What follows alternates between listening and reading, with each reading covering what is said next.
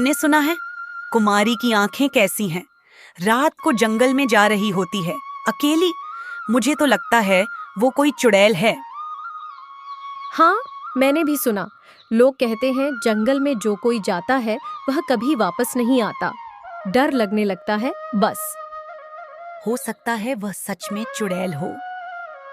तभी गांव में एक नया लड़का शहर से आता है। उसका नाम राजू था। वह सामान लेकर गांव में प्रवेश करता है। गांव वाले उसे देखकर खुसर पुसर करते हैं। कहाँ से आए हो बेटा? आंटी, मैं शहर से आया हूँ और यहाँ पर मेन रहने आया हूँ। मतलब तुम इस गांव में नए हो तो कुमारी के बारे में सुन लो। तुम्हें उससे संभल कर रहना है, वह बहुत अजीब है। क्या बात है आंटी? और आप ऐसे क्यों बोल रही हैं? और ये कुमारी कौन है? वह कुछ खास नहीं है, बस लोगों के बारे में अजीब बातें सुनी हैं। कहते हैं वह रात को जंगल में जाती है और किसी से बात नहीं करती। सब कहते हैं कि वह चुड़ैल है। क्या आंटी, आप भी आज के जमाने में भी इन सब चीजों से विश्वास करते हो? देखो बेटा, जितना हमें बताना था हमने बता दिया। आगे तुम्हारी मर्जी। अगर तुम रात को बाहर जाओ तो संभल कर जाना। गांव वालों की बात सुनकर राजू को गुस्सा आता है और वह सोचता है कि उसे इस बारे में खुद जानना चाहिए। और रात होती ही राजू चुपचाप कुमारी के घर की ओर बढ़ता है। रात का समय है। राजू को कुछ नहीं दिखता, जबकि अंधेरा घना हो चुका है। राजू अपने कदम बढ़ाता है। जंगल की चुप्पी डर पैदा करती है। अचानक एक अजीब सी आवाज आती है।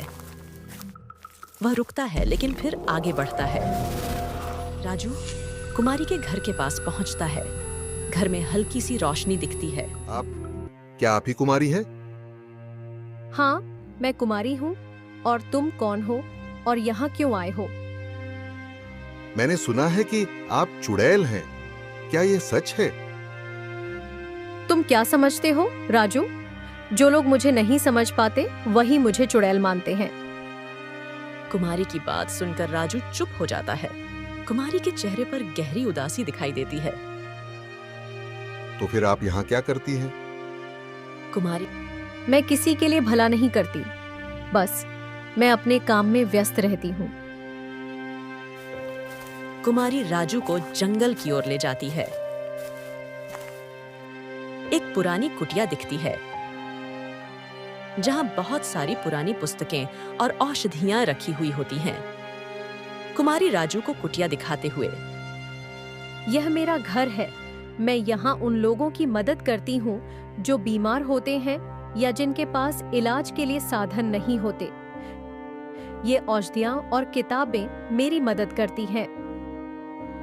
तो आप तो किसी की मदद करती हैं, फिर लोग आपको क्यों बुरा समझते हैं? लोग सिर्फ अपने डर से मुझे समझ नहीं पाते। जब उन्हें कुछ अजीब लगता है तो वे उसे बुरा मान लेते हैं। ये मेरी गलती नहीं है कि लोग मुझे समझने की कोशिश नहीं करते। राजू को समझ आ जाता है कि कुमारी कोई चुड़ैल नहीं है। वह दयालु और मददगार है। मुझे माफ करो कुमारी, मैंने गलत समझा। मुझे लगा था कि आप डरावनी हैं, लेकिन आप तो दूसरों की मदद करती हैं। ये सही है राजू। जब लोग डरते हैं तो वे किसी को गलत समझने में देर नहीं लगाते। फिर अगली सुबह राजू गांव वापस लौटता है। वह सोचता है कि उसे अब कुमारी की सच्चाई सभी गांव वालों को बतानी चाहिए। फिर गांव के बीच में कुछ लोग बातें कर रहे होते हैं। राजू उनके पास जाता है और कहता है, मुझे कुमारी के बारे में सब बताओ। तुम गलत सोच रहे हो।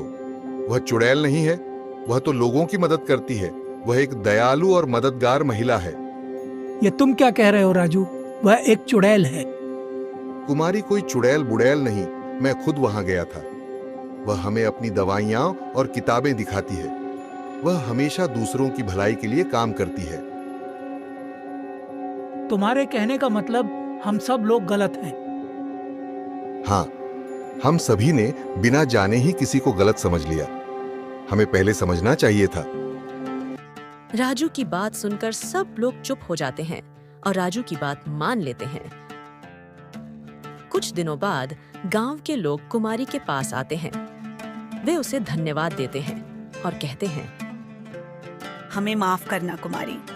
अब हमें समझ में आया कि आपने हमारे लिए क्या किया है। हम अब आपको आदर देंगे, न कि डरेंगे। कभी किसी को बिना समझे उसका मूल्य नहीं आंकना चाहिए।